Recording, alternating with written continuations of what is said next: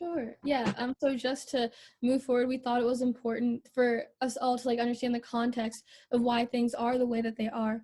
So yeah, this is racial segregation in Montgomery County. Oh, there we go. Okay.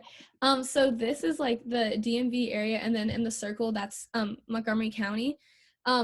What year do you guys think this map is from? You can just like say it in the chat, like guess. I think it's interesting to see.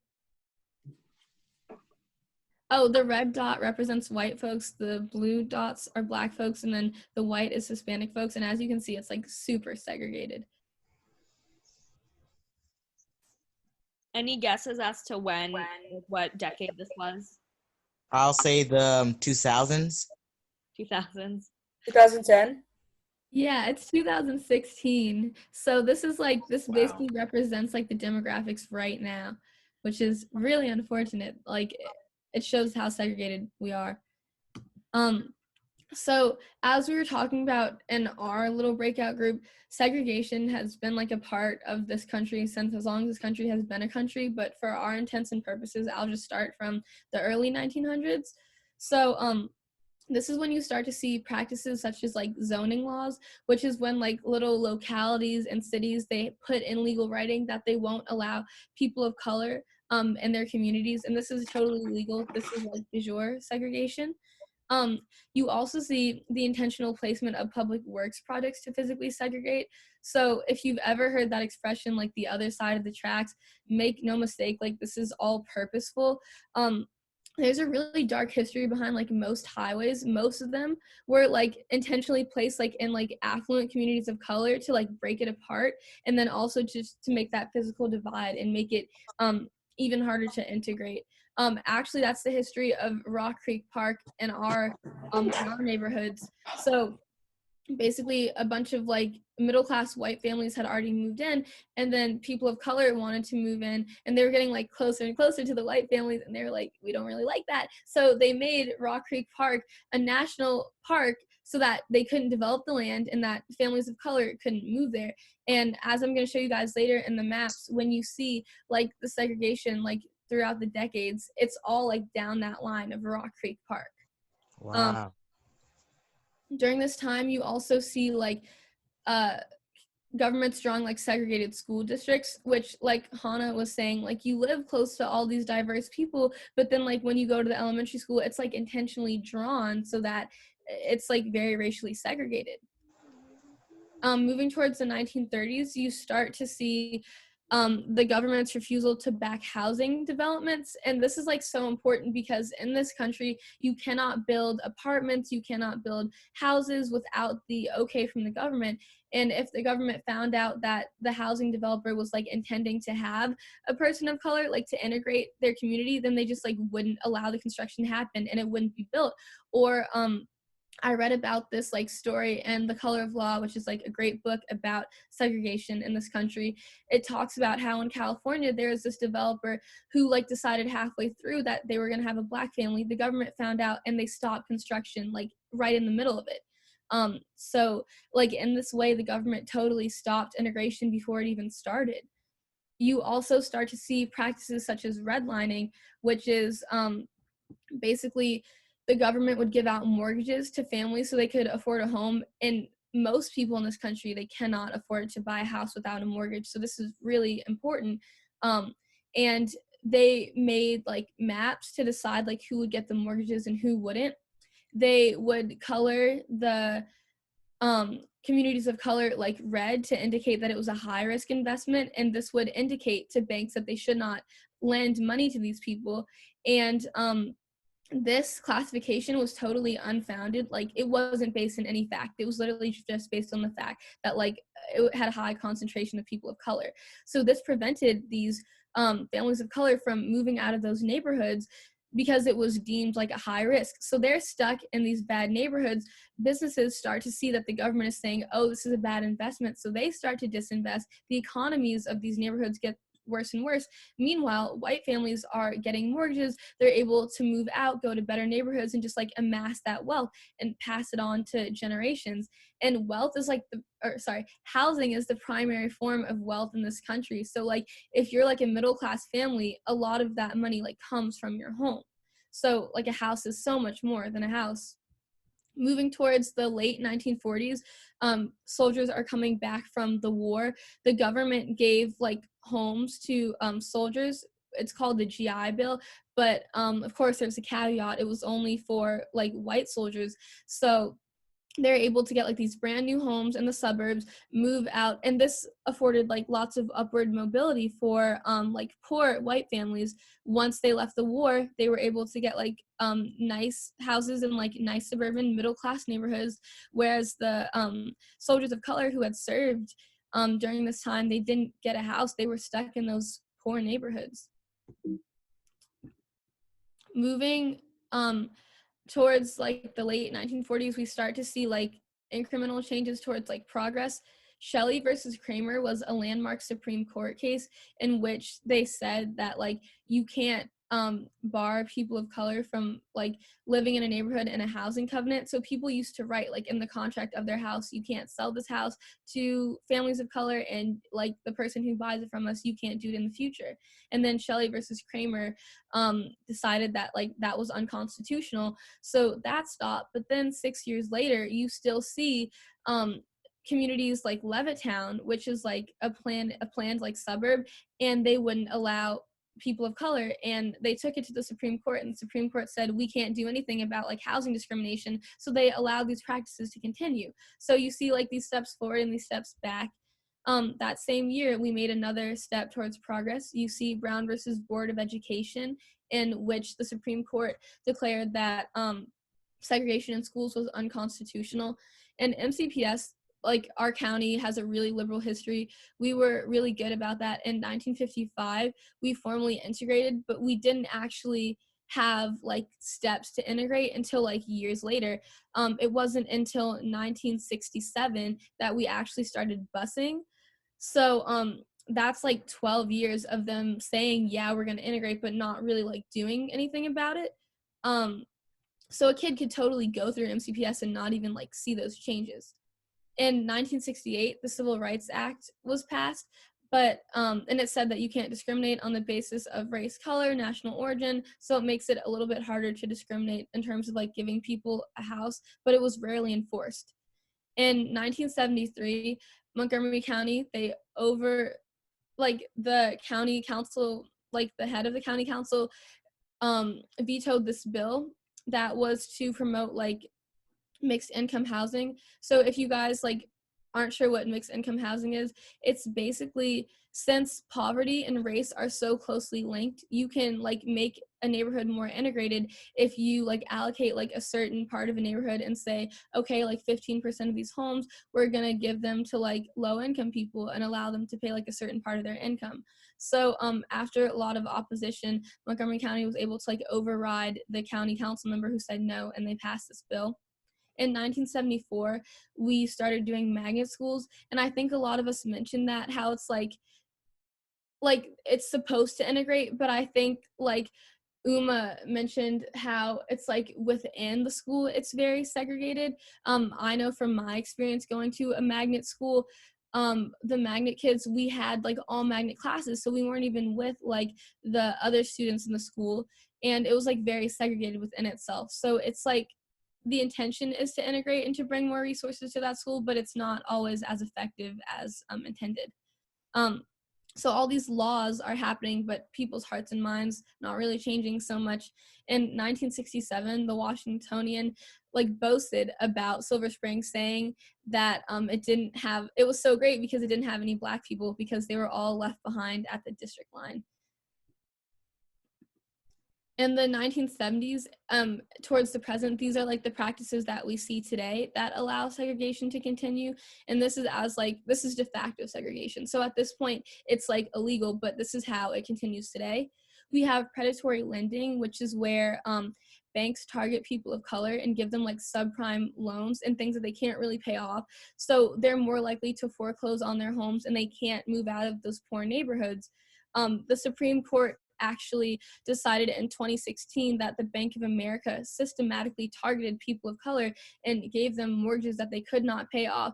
So white families are getting mortgages that they can actually use to go to like middle class neighborhoods, whereas for people of color, they're getting like the worst ones and they can't leave those neighborhoods and like integrate. You see things like voucher discrimination. One thing the government does for poor people, they give them vouchers, which means that like the government will pay for a little bit of their housing so that they can have housing. And what landlords do, they use the voucher discrimination as like a guise for their racism. So like voucher discrimination isn't legal either, but it's like better than like being like blatantly racist, you know? So they do things like that, and because like race and poverty are so inextricably linked, then poor people of color are effectively kept out of like these neighborhoods. You see practices like steering, which is where like realtors, if you have a family of color, they'll steer them towards like more communities of color in terms of like where they're buying their home. Same for white families, they're not going to push them towards a diverse neighborhood, they're going to show them the very like white neighborhoods.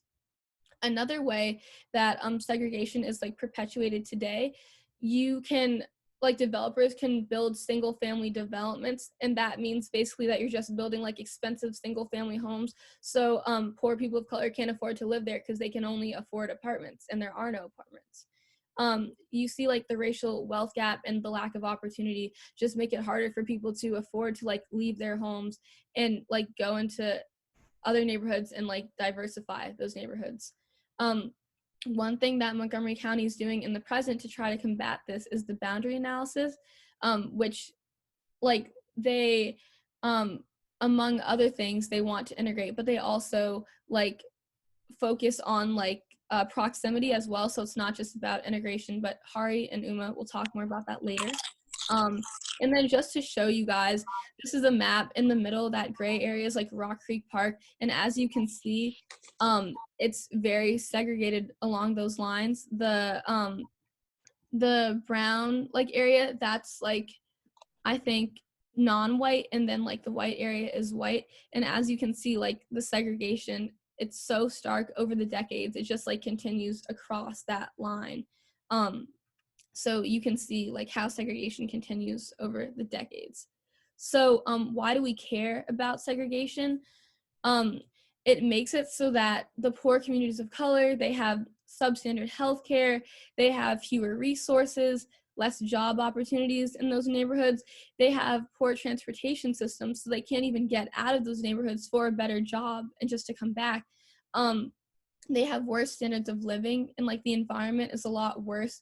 Oftentimes nuclear waste facilities and just like the dumps and things like that, they're in the poor communities of color.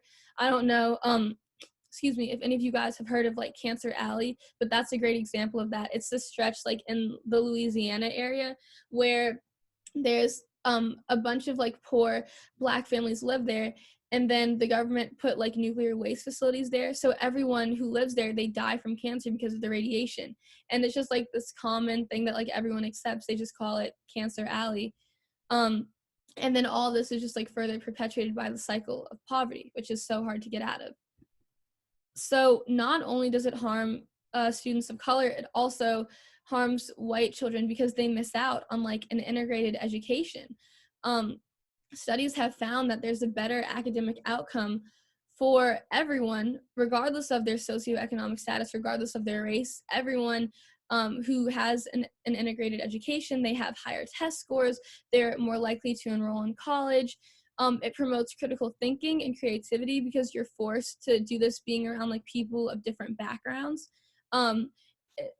They found that people have higher earnings as adults, and they just have better leadership skills because they're learning like how to move with like different groups of people, which I think Vicky mentioned is so important for like being in a diverse workforce and being in a diverse college, because otherwise it's like such a cultural shock and you don't really know like how to handle it. So it really helps like combat racism in that way because people grow up in like an integrated school, so they know how to act, and they're more likely, which as Vicky mentioned, they're more likely to move into integrated neighborhoods later. And there are like a bunch of other benefits, but these are just like a few that I chose. And if you guys are more interested, these are like the sources that I use to like learn more about it. And then these are just like some further readings. If you're interested, just let me know. I'll share the slide with you and all the links will be there. Thanks. basically, this is going to be more of a presentation on kind of, Avery talked about this general idea on how America has sort of segregated itself, but then this will kind of break it down at the MCPS level and what is currently being done policy-wise. So first and foremost, like a lot of people mentioned, there are so many manifestations of segregation, both within careers and housing, and in different forms of education. One of the biggest ones, especially that multiple people touched on, like Hannah said earlier, is elementary schools. We see that that's the greatest amount of segregation we have, and also the greatest amount of resource and access. And so because elementary schools are at such a small scale level, and because they do not have that many students especially, we see some of the greatest numbers of overcrowding, but also underuse. So there's a lot of cases of elementary schools being right next to each other, having different demographics, and also having different levels of resource use, and also number of populations. So there have been cases where elementary schools, one might have 100 open seats and one might be 100 seats over, but because of racial demographics, people are unwilling to move to opposite areas. So that's definitely one of the first places we also see a lack of things like access to ESOL and access to special programs, and it really begins a cycle of segregation. Anything you want to add to that, Hari, or? Most of what I was going to talk was like my own research. So like in terms of like WXY stuff, I could share like you know most about that. So yeah.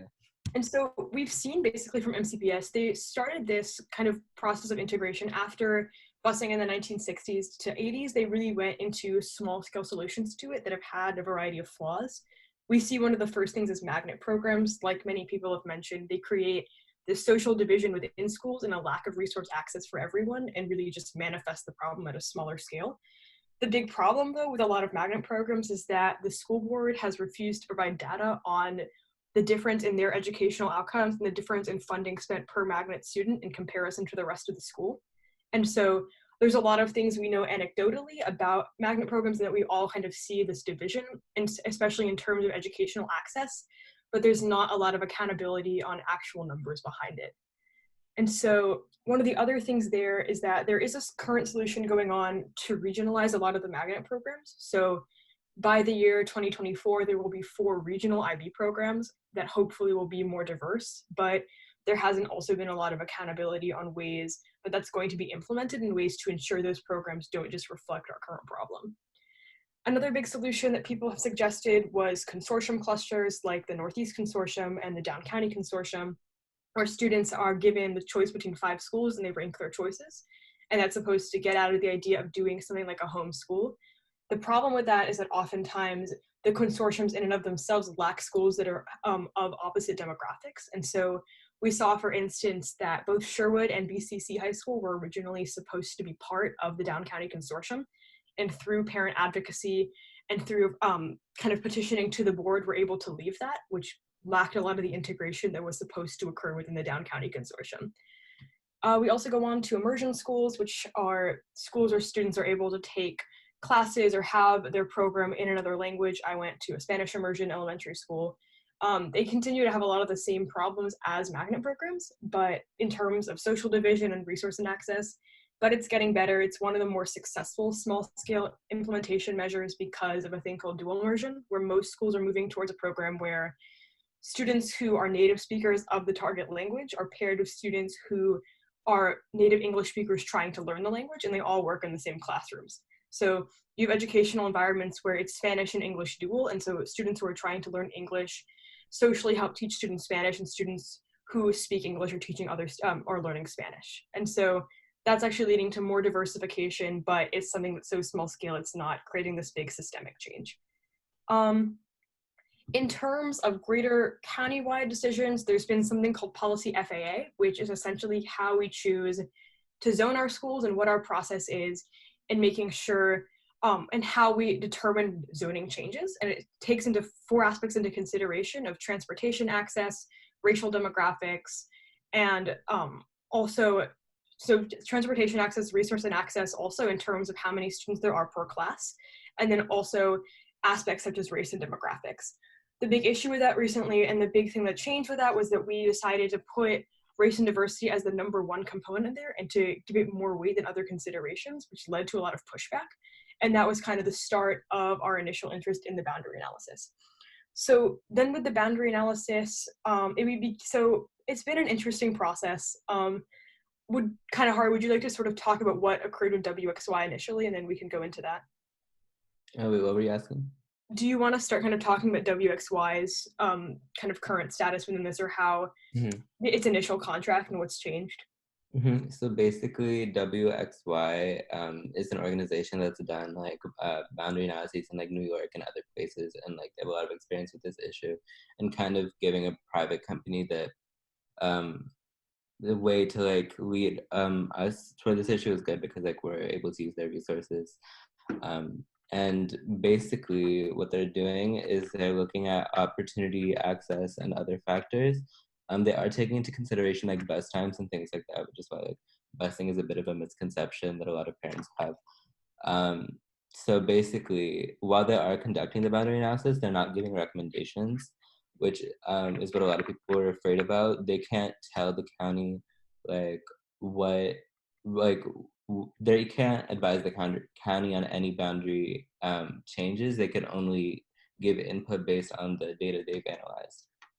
Yes. So that actually is something that changed in their contract. They were initially contracted to do a study that would have both information just about our current boundaries and their demographics and recommendations about how to diversify, which is what they did in New York and a lot of other integration programs that they've helped to kind of create the data for. But because of pushback from both parent groups and also even students, there's been a kind of dilution of what they're able to do and what the bounds of their contract say. And so with that, they kind of started doing, just to get an idea of public opinion about it, which is going to be another big aspect of their study. Their biggest things are, once again, transportation access, use of schools, whether schools are underused or overused, and then also racial demographics, and also access to things like community programs. Those are the big 4 things for them. They did a series of community meetings that had a lot of issues of pushback and a lot of issues of a lack of both diversity within those community meetings. So many times it was almost all parents and almost all parents from higher socioeconomic strata. And then that once again kind of led to this cycle of them only hearing from these voices and there being a lack of outreach to communities who were not already opposed to the boundary analysis. Hari, do you want to add anything to that, or? Yeah, from what I've seen, I went to 3 out of 4 of the community meetings last year and only 1 out of 3 this year. But basically, like you'll see a lot of like upper middle class and white parents kind of saying their like racist misconceptions to like predominantly students of color. And like basically the way it's formatted is everyone sits at different tables and discusses the issue among themselves, and there was a lot of yelling and just like antagonism in that way. But yeah, that's just my experience. But yeah, back to Uma. Yeah, and so from that and from, I think WXY has been very cognizant. So first and foremost, there were a series of community meetings before WXY was even contracted about whether or not the analysis should even be done. And those were all last year. A lot of them had a lot of this espousing of kind of racist messaging or misinformation. And that's where this kind of started. MCPS decided to move forward with the study, but on a concentrated and scaled back level. And so with that, WXY was given the autonomy to make its own community meetings and to make them about public information. And so from that, they contacted several students and advocates about the boundary analysis to help kind of craft ideas for outreach. And so I talked with them multiple times about their best practices and what we wanted to see in terms of parental outreach. And I kind of got an understanding of what their philosophy was on outreach and community opinion. And so they moved forward with their parenting meetings, but they've contacted me multiple times about seeing a lack of abilities or not having full direction on how they want to target student and multilingual populations. And so there was a lot of floating of ideas about going to schools and having study circles or going to SGAs and talking with SGAs, but there's really been a lack of ideas about how to actively get diverse student voices without going through student leadership spaces that are already segregated. There was also kind of a misconception on WXYs then that just providing interpreters would be kind of the solution and would solve the issue of a lack of populations who were not native English speakers, where WXY provided interpreters of all their meetings and then was surprised to see that there was a lack of diverse populations there. And so I've also kind of been working with them to get an understanding that there should be meetings that are monolingual and not in English, because that creates a better opportunity for sharing and for people to feel more comfortable in the space. Yeah. And then the biggest thing that we're still kind of currently seeing is pushback. There's been a lot of toxic culture on Facebook about this, especially with the creation of the Facebook group Parents and Community Members Against Redistricting, which has 3,000 members and is oftentimes a space where misinformation is shared. It's unfortunate because MCPS has not had an effective policy at making their information concise and succinct and getting it out to a variety of messaging. So really, they've really put all the information about this policy either in like PDF or booklet form and only in English on their website. And so one of the problems has been that multiple times people will just refer back to the Facebook group because it's easier to read and it's more accessible. And because of that, and because of this Facebook group and anti-boundary analysis advocates control over kind of the mediums of communication, there's been a lot of misinformation. And so that's continuing to be a problem, and we continue to see this group mobilizing both in terms of providing basically the community's entire information system, but also to support candidates for the next Board of Education election. And so there's been a lot of stances and several meetings now where this group has organized Board of Education meetings and Board of Education voter outreach, but only for candidates who oppose the redistricting. And so that's kind of created a manifestation of this problem where those Board of Education candidates who don't support the boundary analysis are given more airtime because of this. So hearing like what you guys are saying, it's given me a few ideas about like where we could come in as a student group. I mean, so you said there are like about 3,000 people in that Facebook group, but I know there are still some parents like 7,000. Yeah. Oh my God. That's Okay. To be fair, though, I think the vast majority of them might just be lurkers. That being said, I mean, what Uma was saying is that a lot of people are getting disinformation from there. So yeah, I think it's very easy to join. I've known several of my friends have created like fake Facebook, who are advocates for the analysis, have created fake Facebook accounts to join and enter and kind of watch what's going on. And they definitely see a pattern of people even just lurking, but also just like scrolling past and reading these things that are incorrect and that informing them. Right. So that's why I'm thinking one of the things that we could do, we could create like an information campaign to make information more accessible. I mean, I don't know. Obviously there are some like very like staunch opponents, but like maybe we could change some people's minds, or maybe there still are some people that we could like educate like properly, because like even I was surprised. I was reading like the blue packet the other day that they gave out, and I didn't know that proximity was one of their like one of the tenets that they were focusing on, right? So I was one of the people who like I wasn't really sure, because I'd heard lots of concerns about like busing, but even if people just knew that like one tenet was something they had in mind, then maybe they wouldn't like be espousing all these like things about like busing, which is totally not true.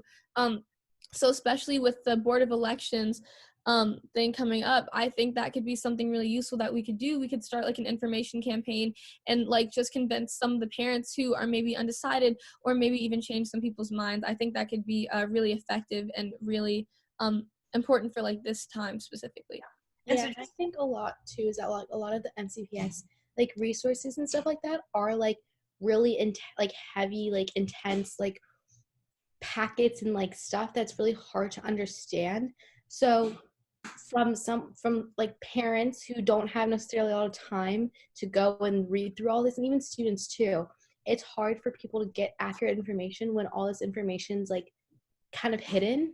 So I think by having an organization that like provides reliable information and like summarizes what basically these heavy documents say, I think would definitely help the spread, like stop the spreading of fake like information, and like not, because like I remember I went to Nate's town hall in November and they were talking about the boundary analysis, and I remember a guy from Churchill was like saying all this stuff and like saying all inaccurate information about the boundary analysis, and all the parents were like agreeing with him, and all the Churchill people who were there were agreeing with him and everything.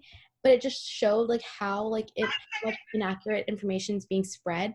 And so I think by having something like this will definitely help more people understand the actual issue. Yeah, I have something to say about that. Could Evan, real quick.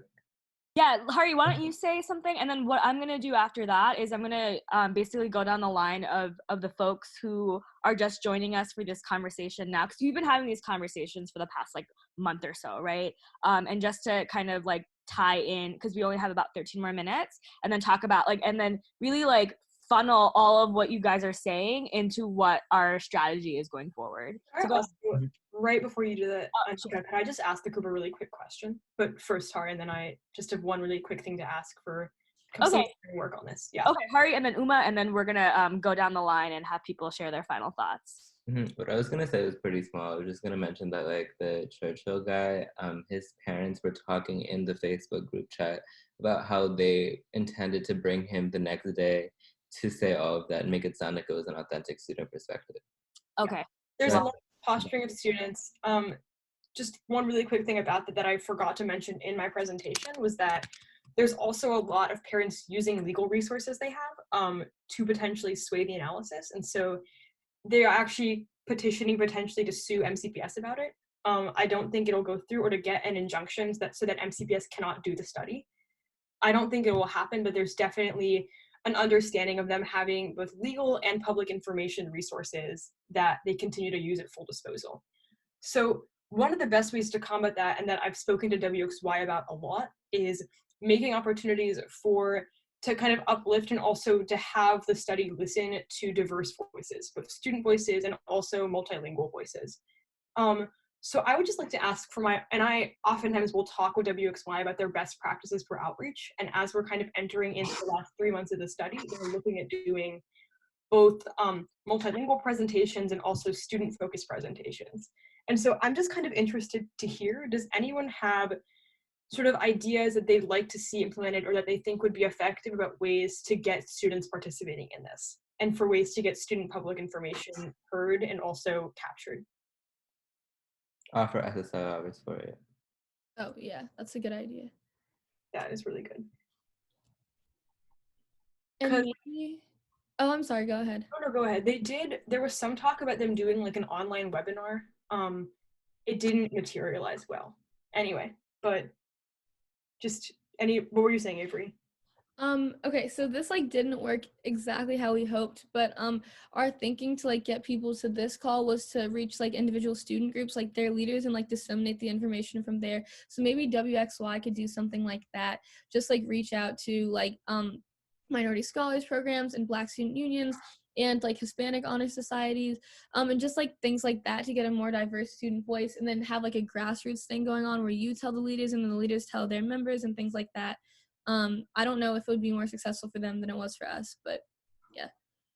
Also, I think working with like NSL or like AP government classes to like educate the students on the issue, or kind of like, because I know a lot of government classes, like they have assignments where like they want students to get involved in their local government and kind of like do things like that. So if we kind of work with schools to implement this into their education, I think that would be pretty interesting. That would be great. Yeah, especially also as kind of once we hit May and people have less curriculum to do, that would be especially important. Any thoughts on how to capture voices that don't speak English as a first language? That's a big thing.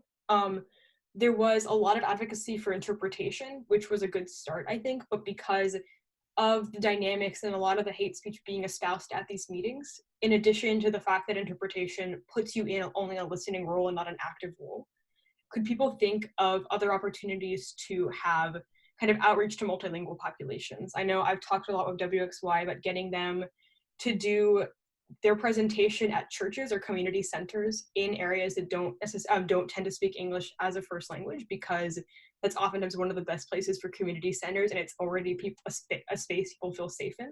But other opportunities people can think of for multilingual presentations. Okay, so out of my personal experience and like my community experience, most of the reasons why like adults who don't speak English as a first language, the reason they don't come is because they don't hear about it at all. There's just like a lack of like the lack of advertisement in their like native language makes it hard for them to figure out what's going on. So I feel like if we, I don't know how, but like if we put out that information in like specific languages, I feel like that would be more better in a way, you know? What's the best way to advertise to non-English speaking parents? Honestly, through the school, like I know that like in my experience, most of the adults, the parents will talk to like teachers and stuff about their kids. So I feel like I don't know if that would be allowed though, but I do know that like PTAs and stuff, I know that some of them come to PTA meetings and all that stuff. So maybe if they advertise it there, I'm not sure exactly how it would work. But I think I advertise stuff through our special ed program because they post flyers and like talk about stuff on morning announcements where people can hear stuff, but not necessarily our students can go at home and tell their parents because most of them are nonverbal. So what we do is we send home flyers with the parent, like with the students. So maybe reaching out to those those student groups you guys are talking about and making flyers for that student group language, I guess. Like if you're doing the Hispanics Honor Society, like just like giving them like a flyer in Spanish and telling them and giving them sending it home with them, like at like a club meeting or something. It gets their parents able to see like those flyers and stuff. So I just want to kind of briefly put a pin in the conversation because this can totally go into like, let's just talk about tactics and strategies for hours, which I would love, but I'm already seeing a lot of people, a lot of the like have to head out messages coming in. So what I really think would be, as we close out this, like, I'm wondering, you know, during our Corona vacation, like, is it possible to have a call like sometime midweek to continue talking about how, like, what needs to be done? Or would people be interested in that? Okay. Yeah. I see some head nodding. Okay. So super down for that. Yeah. Awesome. So I'm gonna me and Avery are gonna work together to kind of figure that out. And so really just like people, I already saw some people like join our group me, which is amazing, but that's where we're gonna have like, that's where we're getting all like the like-minded people together and to kind of basically share ideas there. So please join that. I think what makes sense now is like, if there are people that need to head out, like now, it'd be great to hear from you and just hear kind of how you're feeling, what you're thinking, and like what is one thing that you guys want to do, what you really want to do going forward. And then for anyone who wants to stay and continue the conversation right now, we can also keep that space and continue this conversation because I don't want to interrupt it if there are folks that do want to continue doing it. So is there anyone who has to hop off now that would like to say some final words? My phone's like dying, so I kind of have to dash. Go ahead, Sophie. So my phone's kind of dying, so I got to dash. But I just wanted to say, like, this was amazingly informative, especially in the conversation. Like, that was like what could have been an hour history lesson distilled into like 10 minutes. That was absolutely fantastic. If you're still on the call, Avery, phenomenal job. I think that the idea of an informational campaign is a great one. I think that the next step should be hosting another call sometime in the near future, just focus on organizing what we can do. I mean, I think with the Corona outbreak, it's a little bit more difficult to have in-person meetings. I mean, I think once the outbreak has dissipated, we should definitely try to plan an in-person meeting for sure. But for now, we can continue doing the online stuff. Catherine, did you want to say something? Thanks, Zoe. We'll see you at our next call. Thank you. So I just want to say thank you to everyone who put the time and energy into this. This was a wonderful thing. I've really been focusing on disability advocacy and discrimination, stuff like that, and being able to see other sorts of discrimination and stuff like that really opened my mind. I think it's a great idea to have an informational kind of organization to like provide information to people, because I've noticed like when I've been doing my disability discrimination research and all that stuff like that, it's been extremely hard to find information and understand the information because a lot of this information is put into words that is not easy to understand. And it's kind of just seems like the county just kind of hiding and stuff like that, not really wanting that information to be released. So I think it's really important that we do inform people, because I think at the end of the day, people don't really realize this stuff until it affects them. And I think by informing people, it allows people to actually see that this is an actual issue. Because like similar to like I don't have a disability, but my best friends do. And it doesn't affect me, but it affects them to a point where they can't even access a free education, which is not okay, obviously. But seeing other people's perspective and other like information about how other people are being impacted by this is definitely really important. So I think it's a great idea. And I think since we don't have school and we're not allowed to be given like new like grades and stuff like that, I think this would be a really good opportunity to talk to people online and have more calls like this, because people are not going to be overwhelmed with schoolwork because we don't have any schoolwork. So yeah, please keep me updated. I thank you again, everyone. I really do appreciate everyone being here and like sharing this information. Yeah, have a great rest of your day, guys. Thanks, Catherine. Yeah, I definitely want to echo that, what Catherine was saying. Like, have those one-on-one conversations with your friends, get them involved with this, because you know, this is really an organizing opportunity, and it's like there are like what Uma was saying, like the parents that are against this are very well resourced. They have the time, because white wealthy people just have time to do things. And you know, I think another reason why it's hard to get working class folks coming out is because, you know, you're dealing with 2 jobs and it's hard to get time off. And it's like, that's the other part of it as well. So like, how can we really center families who are the most impacted by this, and really kind of meeting families where they're at? Like, I think like building a community of students and families that are fighting for that, and you know, pushing WXY, for example, to like do better with their outreach. Like, it is insane to me how bad they have been with their outreach.